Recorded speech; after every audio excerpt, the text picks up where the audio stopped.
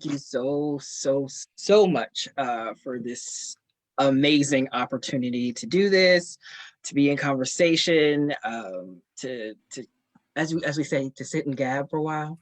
It We're gonna feels like gab. forever since we've done this. Oh my gosh.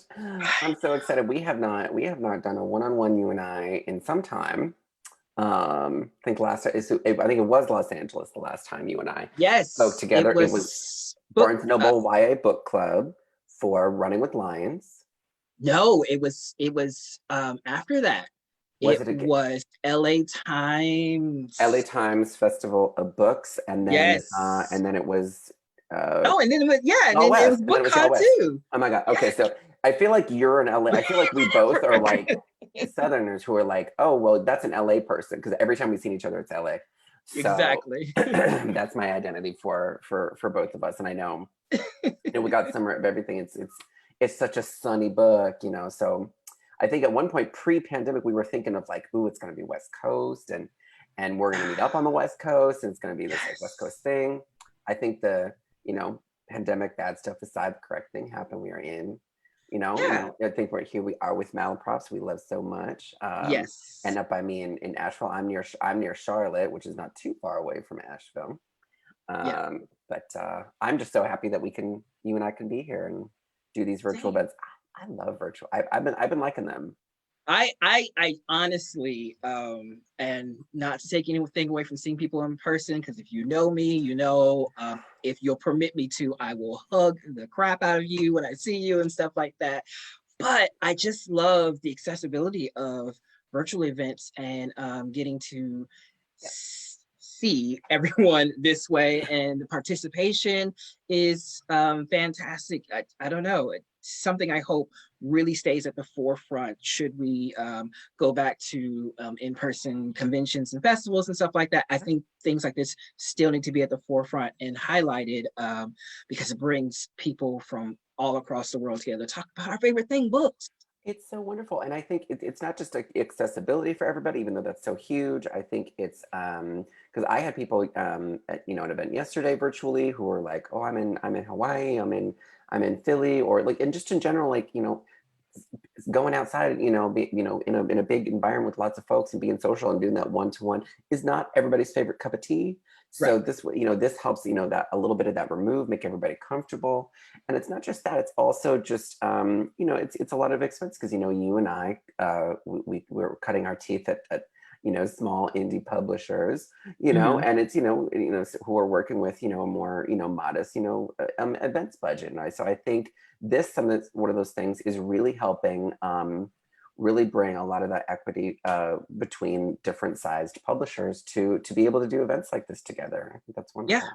Yeah, I totally agree. And then even just from a teen level, like I've seen how much it costs to go to some of these things. And if I was a teen reader, I don't know how I would be able to afford to go to things like that. And then it's also, I think, great for like other people in our audience who don't feel as comfortable being able to go pick up our books in person and discuss these things. They can watch from the comfort of their home and still feel very much a part of a community that they are a part of. And I think that's a huge deal that I don't think crosses a lot of people's minds when we're putting together things like this, from an in-person standpoint, is the safety and comfort that people can have from watching from a virtual setting and still feel very much a part of their community and books that they want to read and want to about.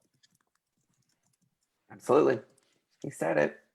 So let's dive into these books. First of all, congratulations. I haven't had a chance to tell you virtually Oh yet, my gosh, but thank your you. debut book, Adam, your Debut, I am debut book 24 is hours out. debuted, and it has been a day. I still excuse me, I've got a thing in my throat. It has been such a day. I'm still not caught up on notifications. It's a Oh, losing battle. I just was like, I can't. I sent out a tweet and I was just like, I love everybody, but I literally can't. Like I don't was you just responding for. love that? It was really wonderful. I was responding for so long. I actually was like, oh, my back hurts because I was like crunched over my laptop. I was like, I need to stop. I need to stop. It was wonderful. It's been a dream. It's been great, especially the long road that this book has taken. And it took 7 years to get to this point. A lot of twists and turns. And so, definitely is something that I'm not taking for granted right now, being like, oh, I can't believe I got all this like stuff to do because all these people want to read my book. Like, I'm very, very grateful. It's, but I think you and I are kind of a little similar in that we love a hug, we love a in-person event, we love meeting new people, we love meeting new readers, and we will kind of give of ourselves until like, oh, I didn't drink any water in 10 hours.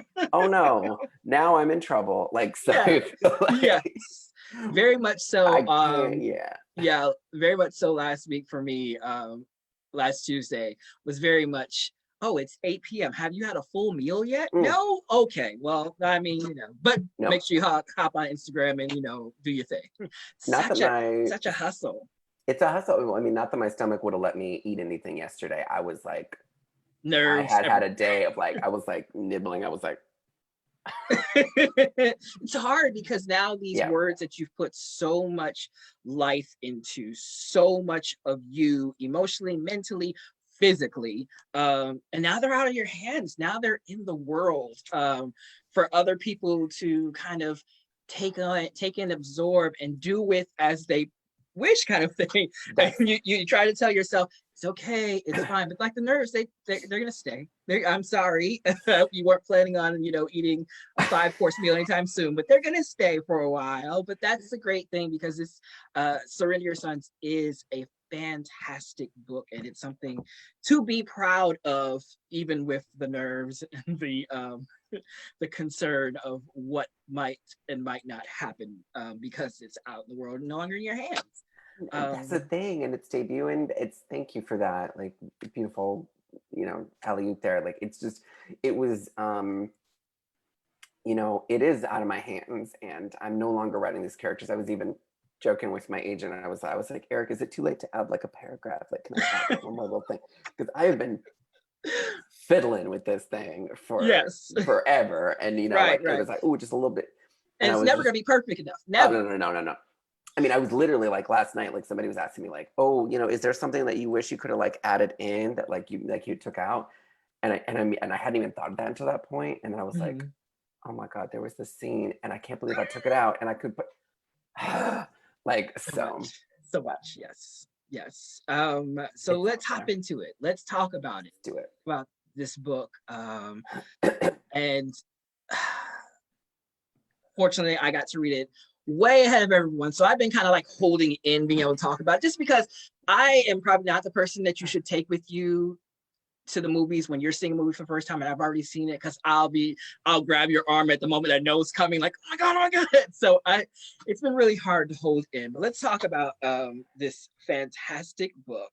And just being around you, you are one of the funniest people I know. You have this sense of humor that is like dead on with everything. You are fantastic with the dryness of your sarcasm, but you're also this bubbly, supportive person. And then I pick up this book and I'm like, who is this person who has written this suspenseful, thrilling book where I'm constantly turning the pages because I want to figure out the mystery behind so much. I'm not going to spoil anything for anybody. I promise you. I wrote my notes and then promptly scratched out a bunch of stuff. But why a thriller? Like, what draws you to writing a thriller or a mystery?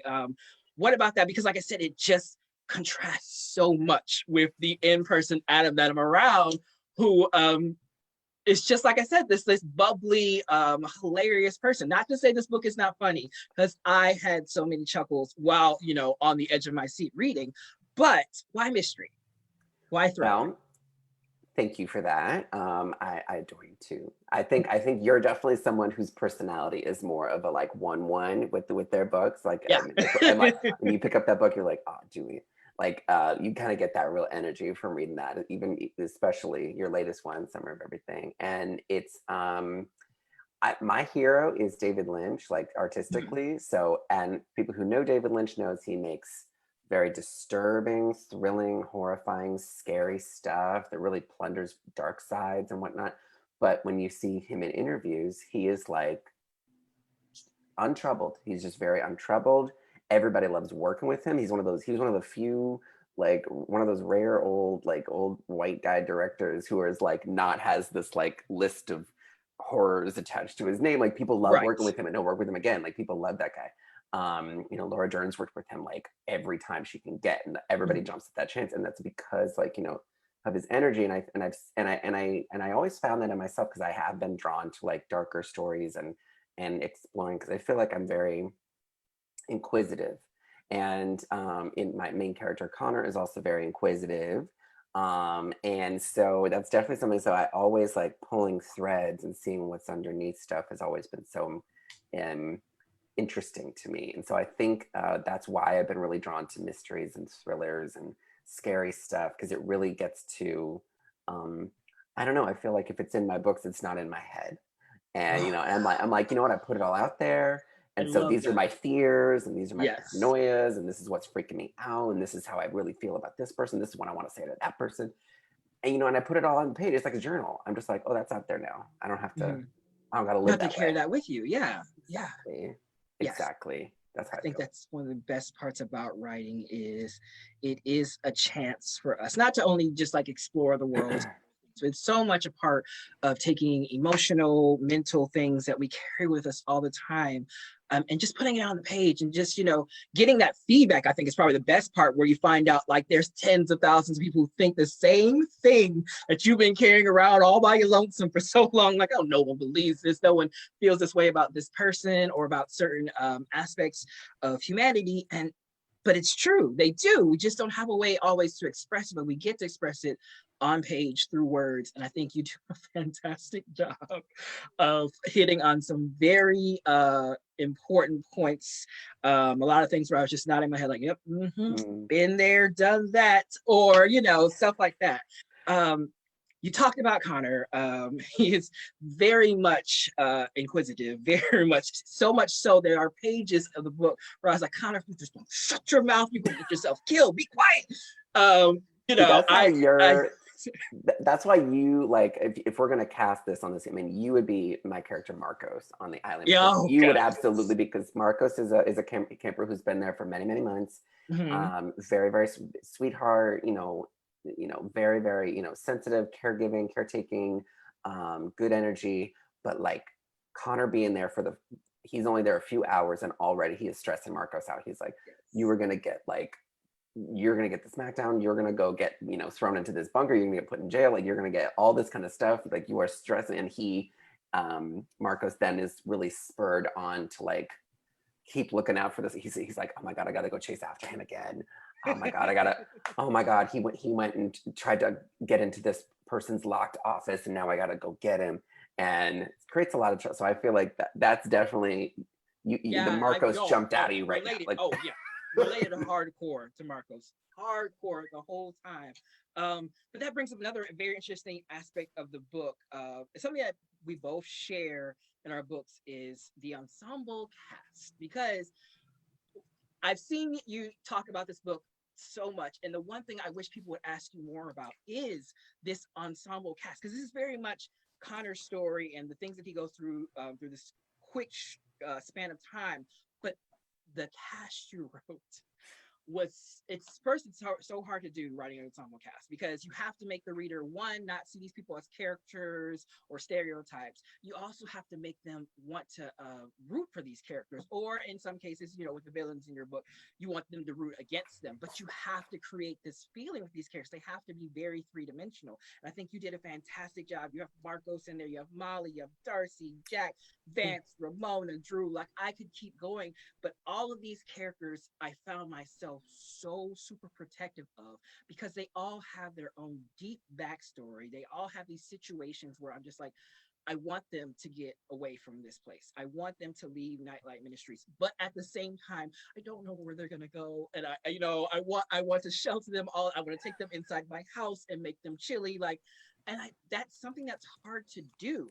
So how did you tackle writing an ensemble cast and layering, like, there's so many different characters in the book, but they each play a very important role in each other's life, not just Connor's, but each other's survival.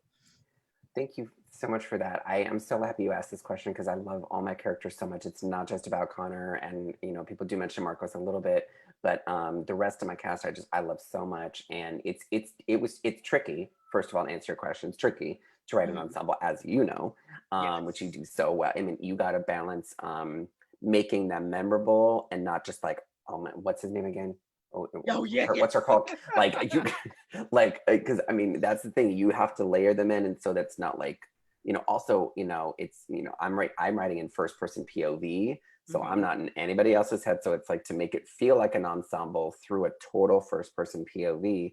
I really looked to Orange is the New Black, the first season, for this, which is really like, because it was pitched as like, oh, this is Piper's story. It's going to be like, this woman who, like, oh, she gets caught up in this thing and then she goes to jail. Really, it was initially pitched as like her story, but I loved that she was sort of this Trojan horse to bring us into the prison and to meet. You got to see all these different characters, but because we followed this like one person in that, now you're in a place where you get to meet everybody. And I thought that was just so brilliant, especially about that first season. I did not watch past season 2.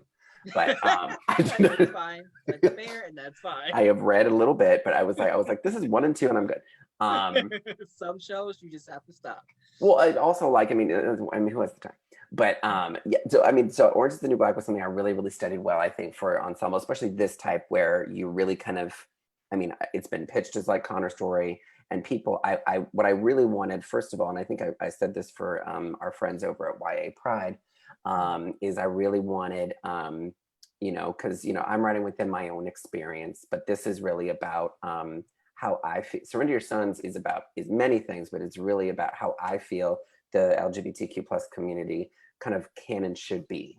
Like how, like they're a microcosm of the community, and you see, Connor Major, who is a cis white boy, gay, and he's really feeling kind of all in his lonesome in the beginning. He feels like, his whole oppression is really kind of defining him, because it is very terrible.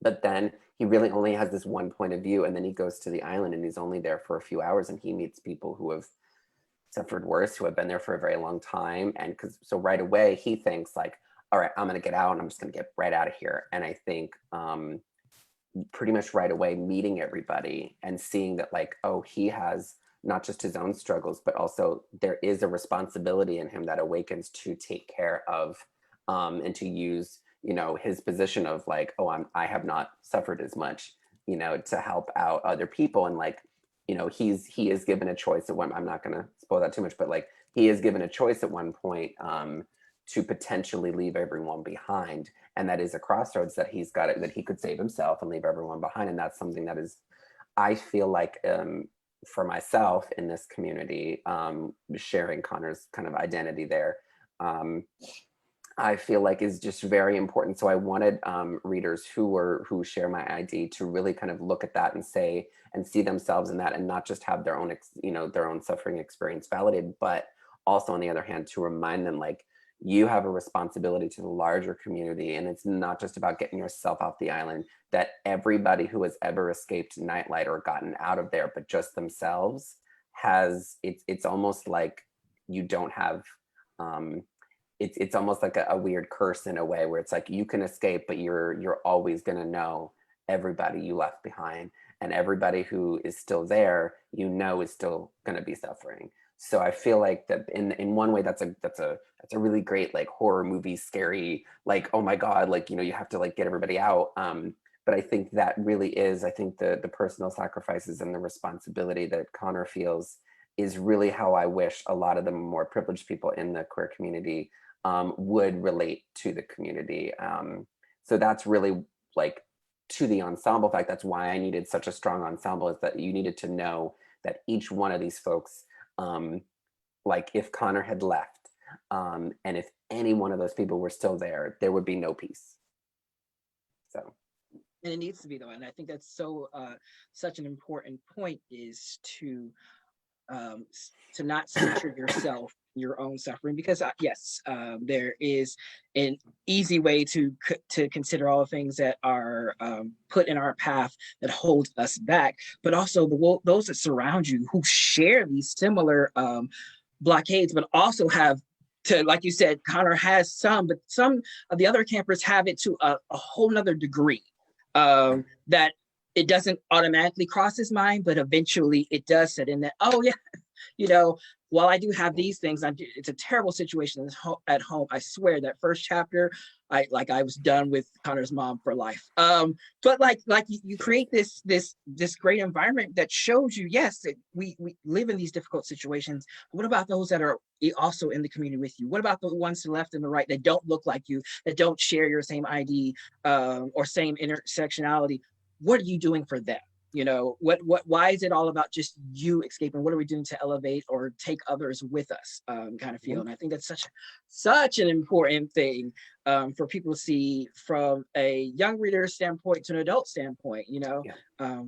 I think you did such a great job with that. Thank you. It's a way of thinking that I feel like has been a long time coming. You know, certainly I'm not the first person to write about that, but like I think that was something that I felt like I had a really strong opportunity to really to do the thing that stories do best, which is take, you know, I did, it wasn't like a leaden metaphor and I wasn't beating people over the head with it, but it is basically I was able to kind of guide people through a story and kind of reveal that lesson to them in that way. And that was something that was just so important to me because it is a push-pull where it is, I think, and being queer is so difficult because you really do have to balance both. You do have to make sure that, you know, you are honoring yourself and making sure that you are okay, but also, you know, doing that self-reflection and going, okay, do I have enough energy and resources and can I assist anyone else? What am I doing to help the larger collective? Like,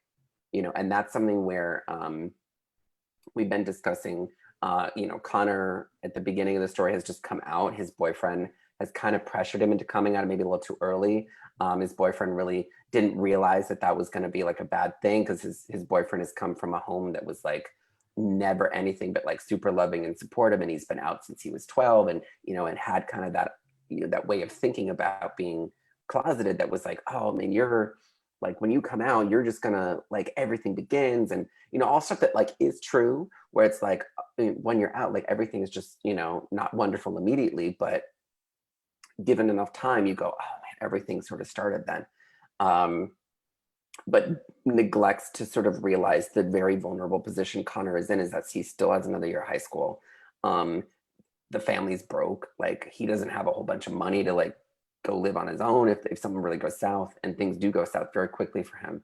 And so that is something where I wanted to leave that question open for readers and just kind of like, well, was it good that Connor came out before he was time, because it did hurt him, but then it did lead him to be able to help all these other, you know, kids. He wouldn't have been able to help anybody else on the island, you know, and it's one of those things that I think as we all, as a, you know, YA community and as a larger queer community are really engaging in this topic right now in a very vital way. It's something that's it has no answer because it's so personal. So it is always a mixture of make sure you're okay, make sure it's your decision, and then also like, you know, would doing that help in some way the larger kind of community? And you know, and the answer is always like it has to be the, you know, the other person's decision.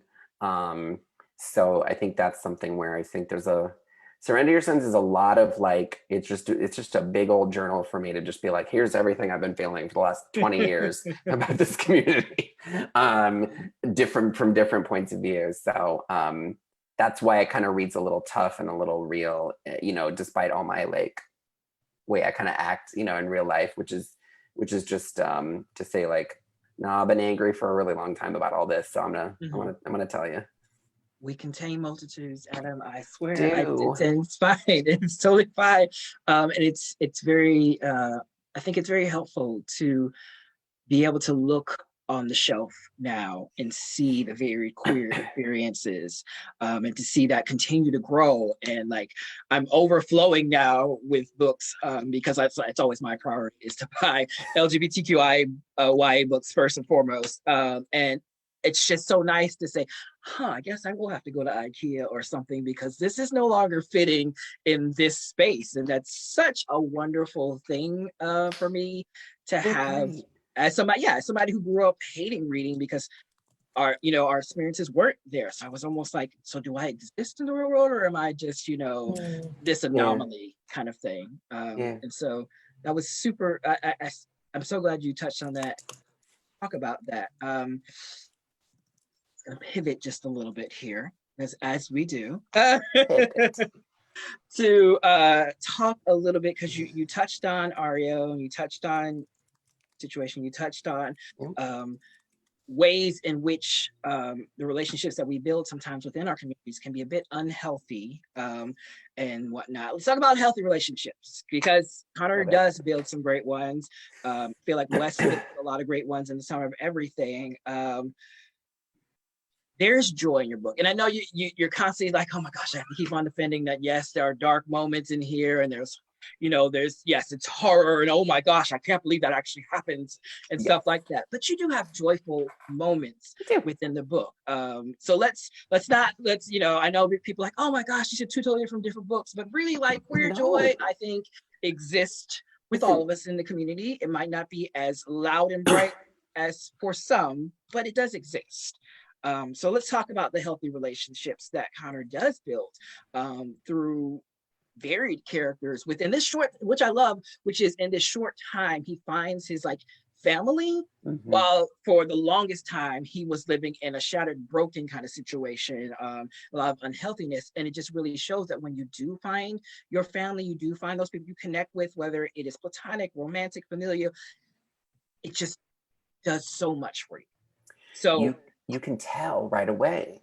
Yeah. You can tell, like, once you get the real thing, you can tell, like, oh man, this thing that I was having before was not, you can see how bad it was. Yes. You can see, like, oh man, my friendships weren't anything, before. Right. That kind of thing. And Connor does build a lot of great, he has like some great relationship connection to pretty much every one of those campers right there, but some of the main ones would really be Marcos, obviously. So there's that where they where it's one of those things where Marcos is, like I said before, is always like kind of running after him, minding him and everything like that, but he really likes that because he's never really had anybody kind of mind him before.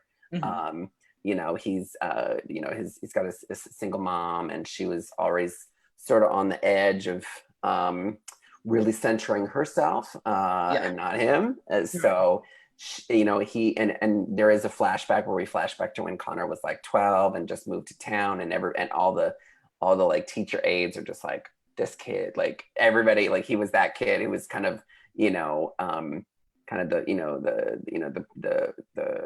the rascal in town, like he's he's got a mouth, and but that really does come from like nobody was minding him, like he was and he's got a lot of feelings, got a lot of anger, he's got a lot of he's smart, and but he's not living well. So that can really build up a lot of anger and resentment too. And to have someone like Marcos like really like care that he's getting himself into hot water is like a really cool thing. So I think that's what that means a lot for him. And then Molly. So Molly is, I love Molly so much. Okay, so Molly and Connor come to Night Light on the same boat on the same day. So they're both kind of first dayers.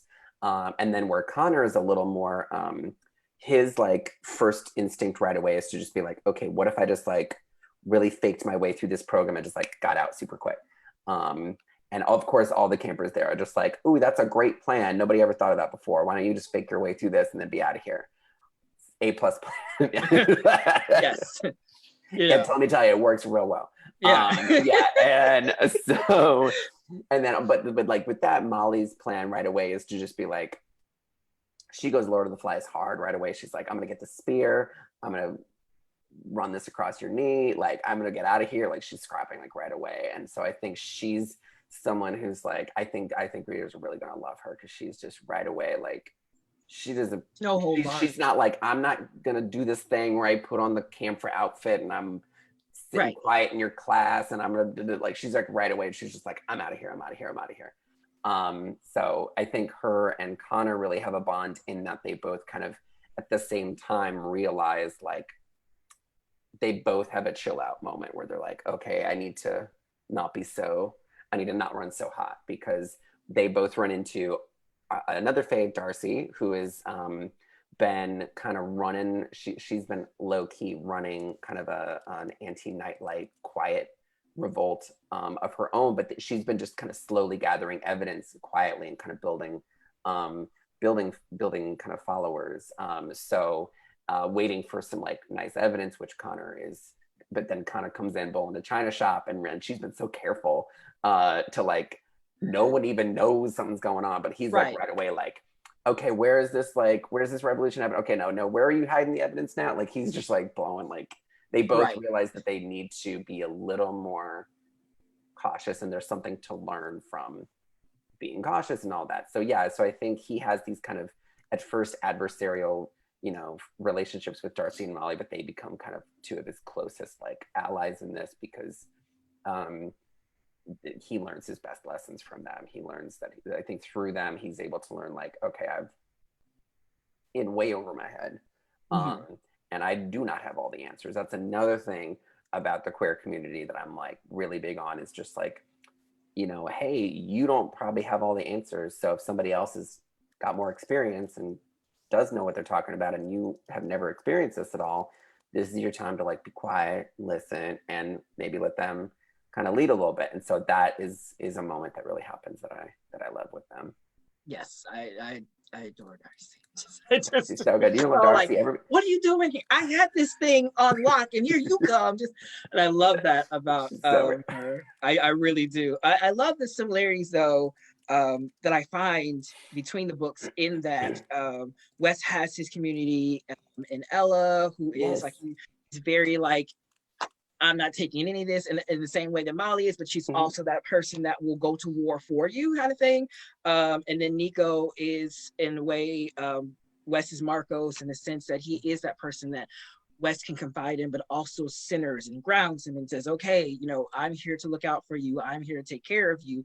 And I think we need that. I think a lot of us are in the queer community is so much like, you know, I have to fight every day to make, you know, myself seen and heard and valid and whatnot. And sometimes we need those people who come in and kind of circle around us and make sure that we're okay, and make sure that we are healthy and emotionally, mentally, and physically good on this journey up, because it's not a short journey. It's not like a, hey, I'm here and then we're good tomorrow kind of thing. And then I think Cooper is a character that I introduced just to show, you know, sometimes, like I said, we're so stressed out. We're so focused on these goals and these things. And then when the littlest thing goes wrong, it's just like this anxiety spiral. And I loved having a character like Cooper in there who kind of centers Wes in the sense that life is good.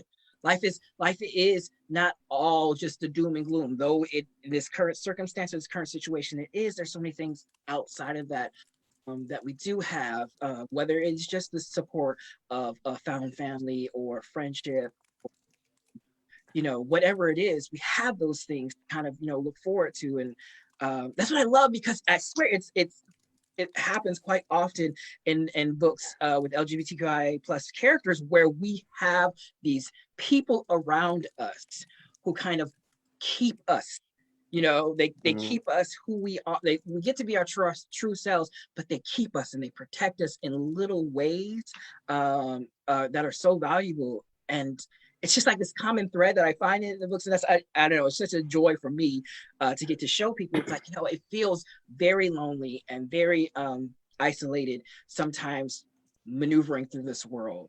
But to know that there's people, you know, on our perimeter that are here for us, oh gosh, I think it's such a valuable thing to give to young readers and say to them, listen, I know it doesn't feel okay, but like you said, you will get there, and you will find the power in having others around you that keep you. Yeah, I loved that about Summer of Everything, and I really, and you mentioned Cooper, and I was gonna say Cooper's someone I really responded to, because I need a kind of Cooper in my life, and that's my husband is kind of that for me. So like someone who's just really like, you know, and you and I are on Twitter, and you and I can both start after a while feeling a certain way, a certain type of way about being on Twitter and how we're feeling about the world, and it can really put a tint on the way we're viewing everything. And he has no social media, and his worries are few. Like, so,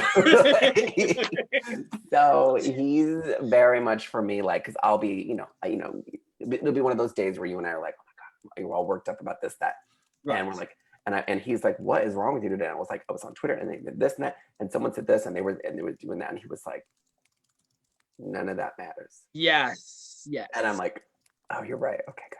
Yes. He's like, the power social media fine. gives us, yeah, but also the power social media takes away from us is it's powerful. It's very powerful in yes. that it has connected us. I know you through Twitter. Yes. Exactly. However, it has also been the cause of unraveling a lot of society, as we know.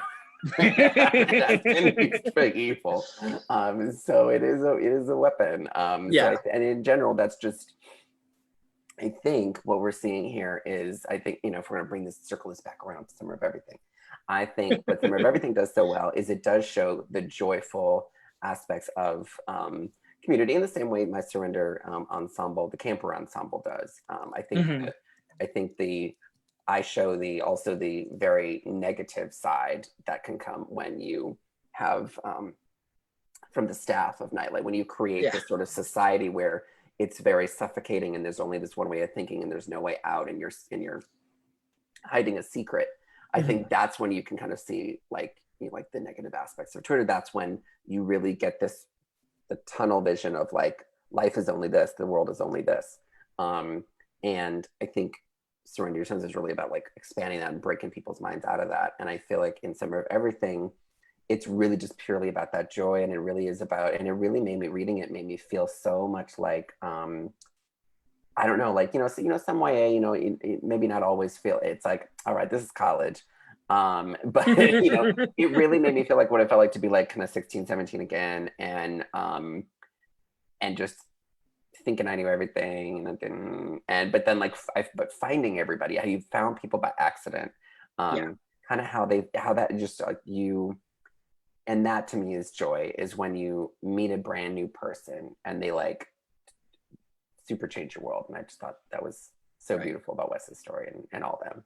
It is wonderful how some people can just come and unlock things in you that either you intentionally or unconsciously locked inside yourself, and just to have someone to come and say, hey, I have the key, let's get back to this kind of thing. I don't know, I feel like it's such a metaphor for how we exist in the world right now, where we've in a way locked up a lot of our joy and things to celebrate, because we're constant in survival. Because there are a lot of bad things. That's the trap of this, is that the stuff we get worked up about on Twitter, it is a big deal. It is a big deal and it is bad, but I think the cumulative like crushing effect of that and not letting any light in to balance that out, I think is just, that's what creates that suffocation. So I think that's why writing that into Surrender Your Sons, where, because, I had people ask me like, why did you have, because the whole book takes place kind of over 24 hours. Like, so that's something where people are like, okay, now why that? Why not have Connor spend a whole week there? When I originally wrote the very first draft of this, Connor spent 2 years on the island. And I was like, nobody's ready for that. That was like, he was like, it was like Castaway with Tom Hanks. Like he was just like gone behind the eye. Like he was just, it was a much darker story. And I was like, nobody wants to read that. But really what I was discovering is that like the reason I did do it for 24 hours, however you feel about the time limit on that, I felt like it was appropriate because you see Nightlight, and Nightlight, to me, Nightlight is a tinderbox. It was a house of cards that was ready to go, because you have all these different people who have been lying for so long, and they've set up they built such a sandcastle. Like, they built such a flimsy thing made of nothing, based on just like fear and lies and secrets. And all these like, you've had all these like little relationships and animosities really growing and not being looked at for so long. And all it took was one kid who's a little mouthy and inquisitive and really doesn't care about your feelings, to drop him in and have just right away, he's like, well, what's that about? No, what that, a murder? Like, so he's like, right away, he's asking questions, and the house of cards tumbles. That's how it had to tumble that fast, because it was like, as soon as you have the suffocating environment, and as soon as you bring the slightest bit of light in there, that's when it all goes. Right. I completely agree. And I love how stories shift. I love how we plan things out. Like you said, you had it set to be a book that over a span of 2 years dropped to like 24 hours. Like it's a big drop. Yeah. But that's the same. I mean, the same for me when I was writing Some of Everything. It was an adult rom-com, and it focused so much on Wes and his huge crush on Nico and trying to, win his heart and everything. And then when I decided, no, this really needs to be a YA, as I was writing it, it's like, yeah, so much more about like, let me give Wes's journey a lot more agency. Let me give, the things that he's experiencing a lot more impact on who he becomes. And that's, like you said, that's what happens as we dig deeper into our characters and who they are. We find out that the story we're building around them maybe isn't really the story that we're meant to be telling about what's happening in their world and whatnot. And I think that's the beauty of writing. It's days when I hate it, but there's days like that where I'm just like, hello, we are here and I'm not going anywhere. I agree. I was telling a friend the other day, I was like, it's really more like summoning. Like, because you do kind of got to put yourself in a little bit of a trance. You kind of have to like, the world's got to get shut away. Oh, goodness, yes. I need to, I mean, maybe other people can like write with a whole bunch of, I am like so high maintenance. Like I have to like fully put myself in a trance. And and I'm a plantster. So like, I will know a little bit about where this is going. And I know the characters and I know kind of like who did it and, that, all that kind of stuff. But once I'm in there writing it, it really starts to like, you follow those impulses and it really speaks to you, and then you're summoning that, and then you can tell right away. Gosh, there was a playwright who I took a class of his once. It was Jose Rivera, and he was saying that writer's block is nature's way of preserving trees. This was back before we were working on computers. So he was typewriter days, right? Typewriter. Yeah, the advice stands, but he was saying like writer's block. To him, he was talking big, so he was like, this is the truth. So he was saying that like writer's block happens because you've lied to yourself somewhere in the story and you can't proceed until you've gone back, erased the lies, stated the truth, and then you can move on. So I think I've always listened to that being, and that's why Serenity Your Sons didn't work for so long, because I was doing this and doing that, and I wasn't, and there was parts of it that were working, but there was something that I was, and then really cued into something, and then the rest kind of fell away. And I think that's how you feel about Summer of Everything. Now I got a Summer of Everything question before we branch out, because we have talked a lot about my book, but we have not talked enough about Summer of Everything. I had a lot of things I haven't had a chance to talk to you about though. You've been so busy. Listen, we need to, oh my gosh, we're just gonna FaceTime after this. We're just gonna keep going. Everyone's gonna go home. But Summer of Everything I loved. So I know Empire Records had a big impact on this, obviously. So, do you, when you're like kind of coming up with ideas, because I do this a little bit. So you also asked me a question earlier, like, ooh, why thrillers, why mysteries?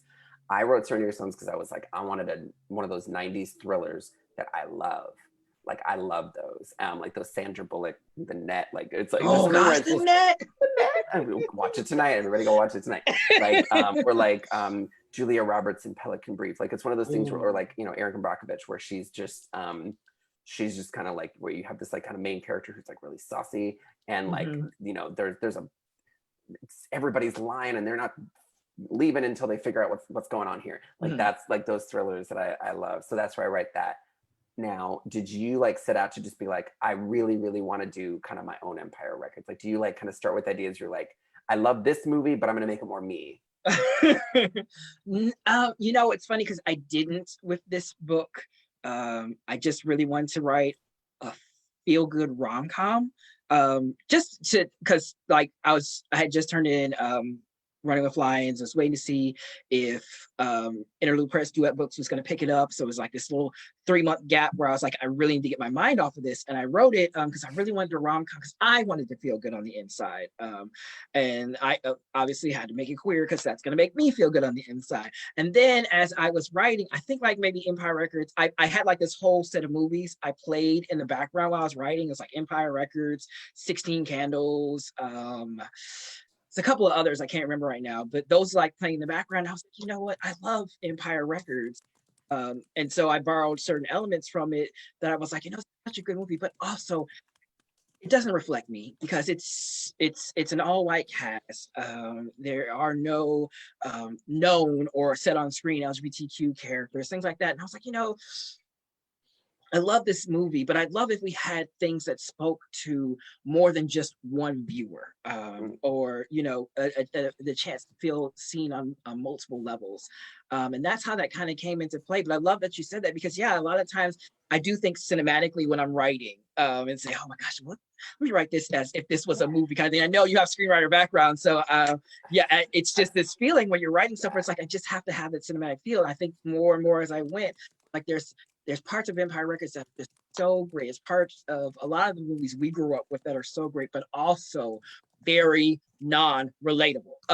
And I love to take that back and say, you know what? I want to make sure that other people get the chance to feel seen and feel a part of something and not just background noise within this canon or within just the world in general. Yeah, you said it, like, because that's the thing where with thrillers, talk about a genre that has done queer people very dirty for very long. Oh my god! Like in the movies, really. Like, it's one of those. Because they're normally written by like kind of like these. And I remember there was like a movie called The Jackal that Bruce Willis was in.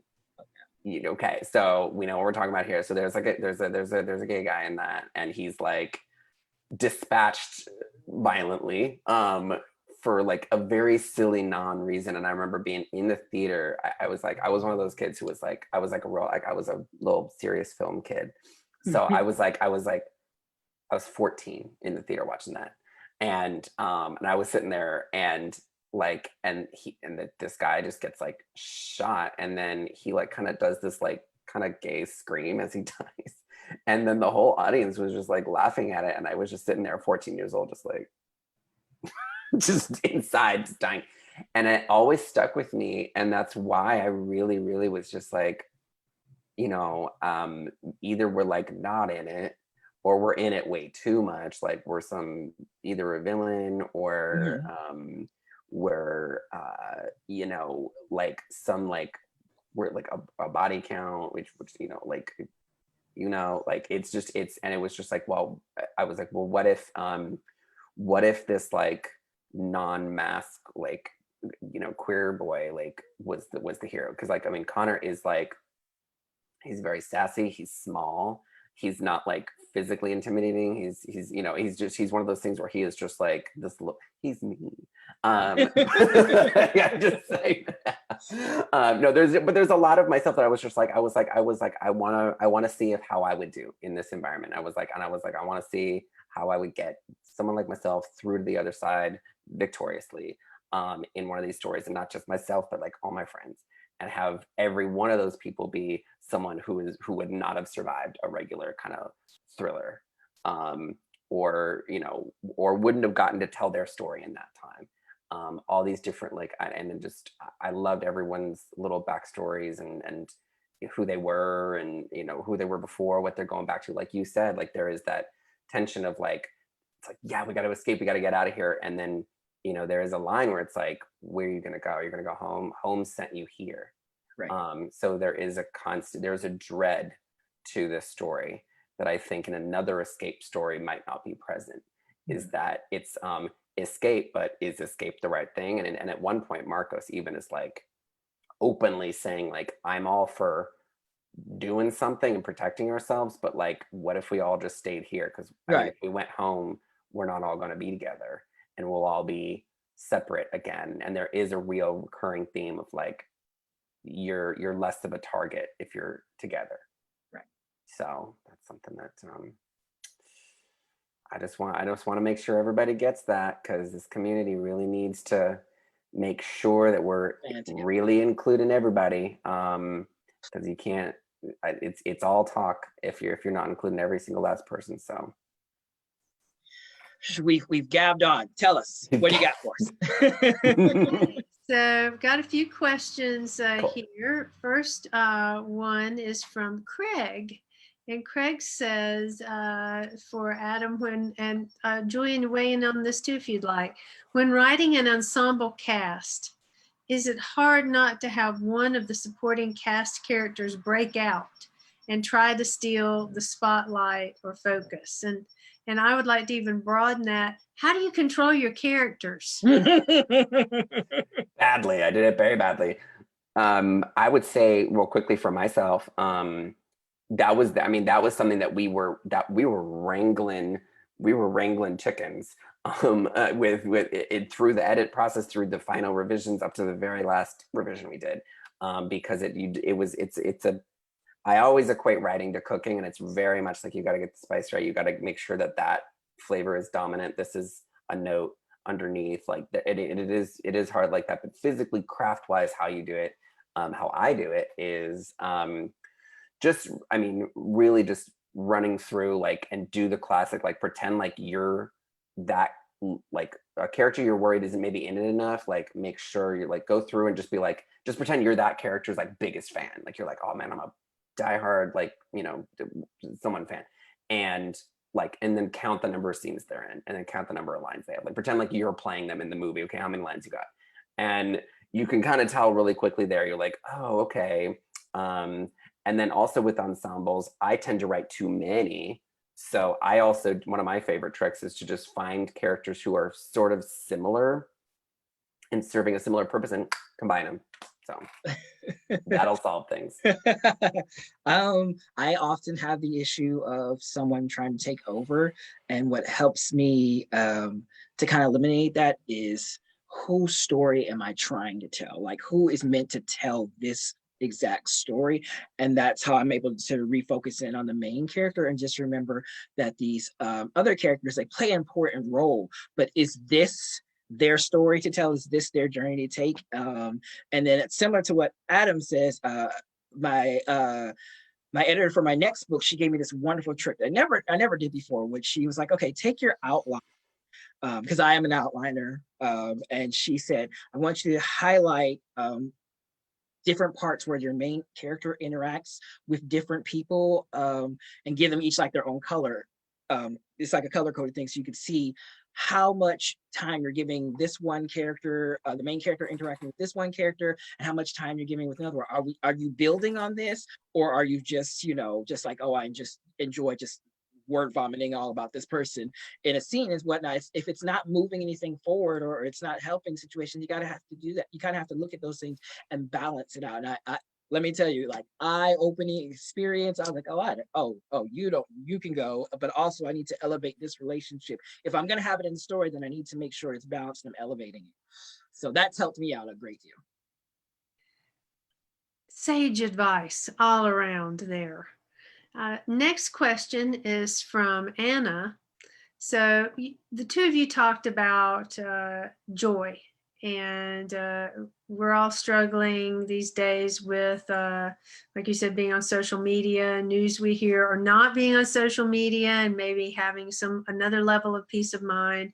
But then, is there queer joy? Where's happiness? Where is it created, or where does it come from?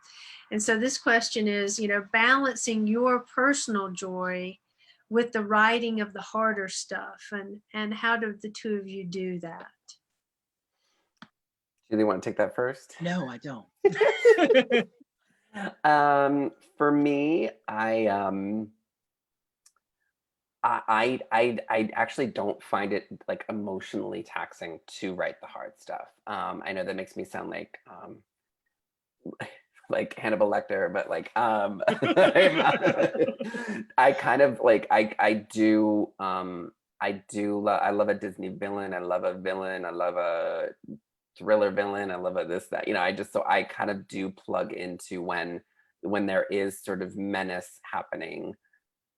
Because I have, me as the author, I have a little secret in that I know like it's going to work out for that person, or I know it's like not going to work out for that person. So like, I'm not going into that with like all the suspense of like, oh my God, is this person, I know if they're going to be okay. Ultimately, I know what's coming for them. I know what's coming for that villain.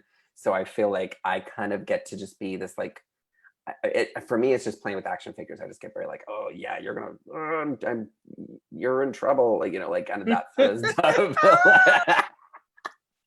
So no, I mean, but then like, there are some like emotional sections, but I'm an emotional guy. Like, I love a cry. Like, I'll cry once a day. I'll say it right here live. I cry once a day about something. And I think it's good. I feel like it's just like going to the bathroom. I feel like you just got to get it out. I feel like it's just like, oh, okay, good. That's flushed. Like, that's good. That's out of me. I'm not holding it in. So I love a good cry. I am the complete opposite.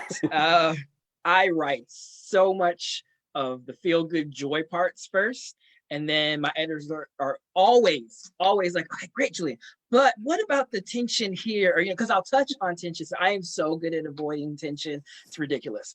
I know it's there. I experience it all the time in life, but writing it is hard for me in the beginning. But then once I get all that joy out, I think it's easier for me to go in and start to really examine and expound upon the tension and the bad parts and the parts that, you know, give us stress or anxiety or that are often too depressing to really like process in the beginning. And I think that works for me. I think, you know, like Adam says, you have to find this balance of being able to cry every day, but also tackle, you know, what's great and what's not so great. Because if you don't, then you run the risk of creating such a barrier that it doesn't ever get out of you. And that, as someone who has done that, leads to very unhealthy things.